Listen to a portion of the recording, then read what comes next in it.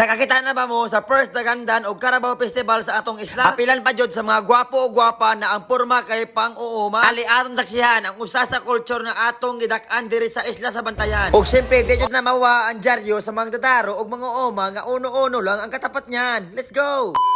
Okay, trapeta mga kabantay. Siyempre, naabot na tayo si Chalordes o si Chaenday nga Chudora Sina. O niabot sinang Bebe ang Carabao o siyempre ang Dagandan nga nagdaog nga si Chabilin o sinang Inday. Okay, trapeta mga kabantay. Siyempre, sinunod nagtagay sa kuno-uno o ikanto na ako ng Puroktos kung unsa nang ilumuntang sa kagugungay.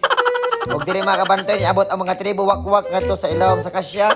Og niabot si Chusari, nagdya si Carabao, nagpa-picture ang mga bahay nga mga nananggal. Og pagkahuman na mga kabantay, kanto naon sa Carmen kinagtabi-tabi kay sa tagay dito noy sa kuno-uno kay gusto ko pero uno kag tuba nga habalabal nga butangan sa Milo. Og pagkainom nito noy dira mga kabantay, siyempre iyang gitilawan, siyempre di ko palupig, ako dang gidoya akong kamot og gitagaan ko niya usa ka tagay kay siyempre niabot si Partiwing nga si Kas Damo kay among grupo sa Triple Gang og niabot dira si Amalfred og ang darna sa putian nga si Chusari, Pikwi.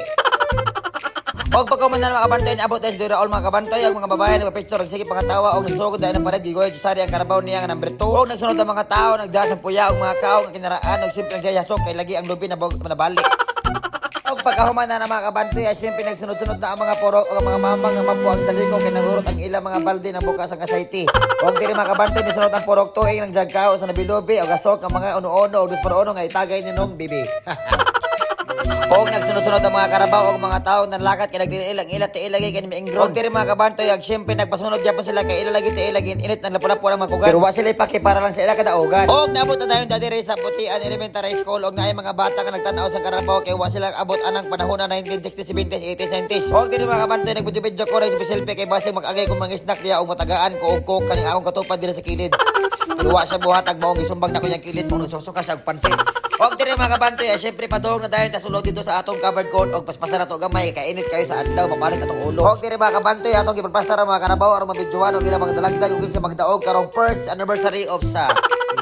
Og while nagsugod na program mga kabantay, siyempre si Mang Jamie di malipik nga di mag-inom sa kuno-uno niyang gipalit ka to kang cheche. Og diri mga kabantay, ilang ipakita ilang talent sa bay puro kung unsang resulta sa ilang giobra nga mga Dagandan. Introduce yourself, introduce your product, introduce everybody in the earth. Og pagkuman na mga kabantay, mauna yung mga panghitabo dito sulod. Let's go!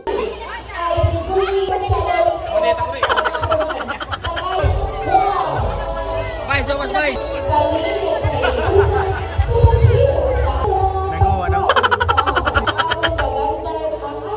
Kuha na sa akin! Kuha na sa akin si Rodora, guys!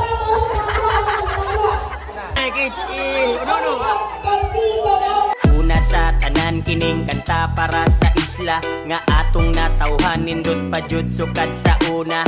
Naay mga bukid, naay mga dagat, naay mga tanom ug mga klase-klaseng sapat. Ug sa atong komunidad dinhi pirting kalinaw, mga dagat sa Santa Fe hala grabing katinaw. Maong mga turismo kita balik-balikan tungod sa barato ug pagkaon mga lamian. Ug kung seafoods ang atong istoryahan mga bay, dili malikayan nga magtubod imong laway kay perti jud ka presko bisag asa mangutana. Maunang pirmi pangitaon mga Amerikana, maong dili malikayan mo daghan ang bisita tungod lagi pagkaanindot sa ato ang isla. Silang tanan nangandoy nga makaanhina unsa pa may dugayon mga bay. Ali na taga-bantayan, taga-bantayan, bisag unsa nga pagsuway dili madutlan.